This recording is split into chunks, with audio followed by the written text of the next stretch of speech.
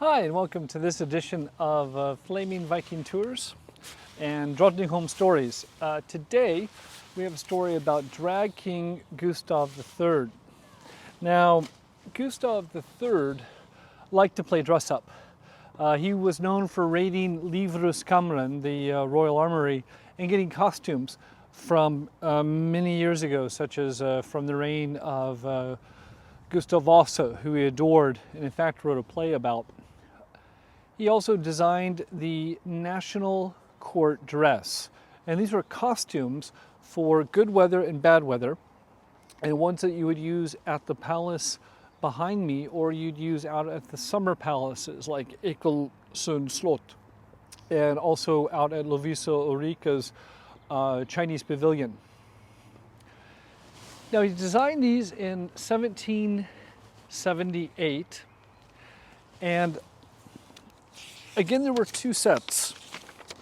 So the first set for the palace here was quite attractive. And he got the idea for doing these, or kind of based this philosophy of the costumes, first of all on Voltaire and a quote from him that someone sent him a letter.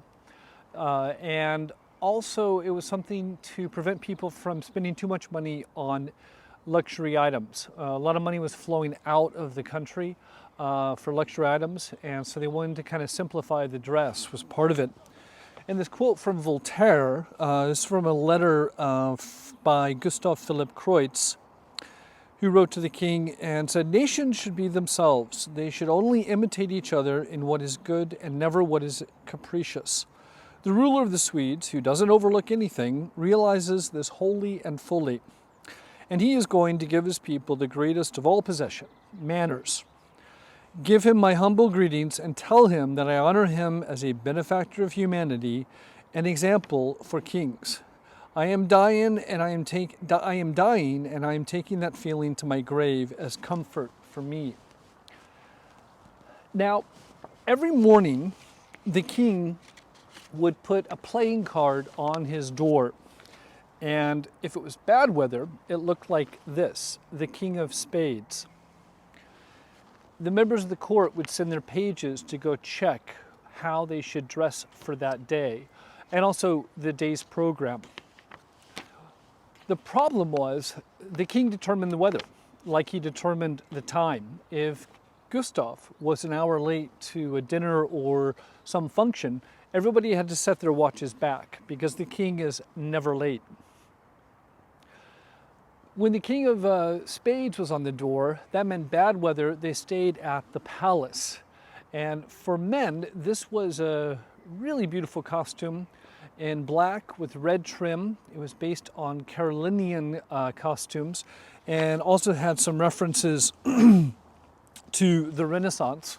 The Carolinian era was right before Gustav III and his father, and those are Kings Carl or Charles 10, 11, and 12. For women, it was black and white trim, and it followed the fashion of the time for women, but it had Renaissance sleeves and also a Renaissance collar. When the weather was good at Drottningholm, and the king decided that it was good weather because it was up to him, then this would be hung on his door, the King of Hearts. And that meant that they're going to go out to someplace like this, the Chinese pavilion, or Ekelsund Slot, which was out in the countryside, and they'd be in the country. Then it was the country style of national court costume. This was called Ekelsund's It was also quite beautiful. And the problem with this, that the king decided the weather, was that he was pretty fickle, as Hedvig Elizabeth Charlotte would attest to in her diaries. And he could change his mind all morning long for the convening of the court in the afternoon. The members of the court would have to send their pages back and forth to his door and see what were they supposed to wear today. How is the weather according to the king? And it would be 1 minute to wear the court dress for the palace, and the next minute it would be the court dress for here. So the ladies who, it took some time to get themselves together and to get all the pieces put together, and they had to have help from their maids. They would get dressed, they'd be ready to go, and then they'd find out, nope, change your clothes. And nobody liked this. And they got rather irritated with them, and this is one of the things that Hedvig Elizabeth Charlotte would complain about in her diary. This thing with the court costumes, it kind of led to a stilted atmosphere.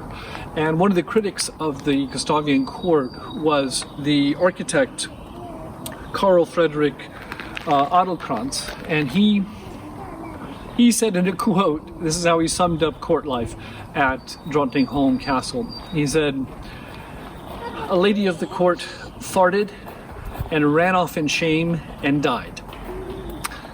That's it for today about the National Court costume. I hope you enjoyed this, and thank you for your time.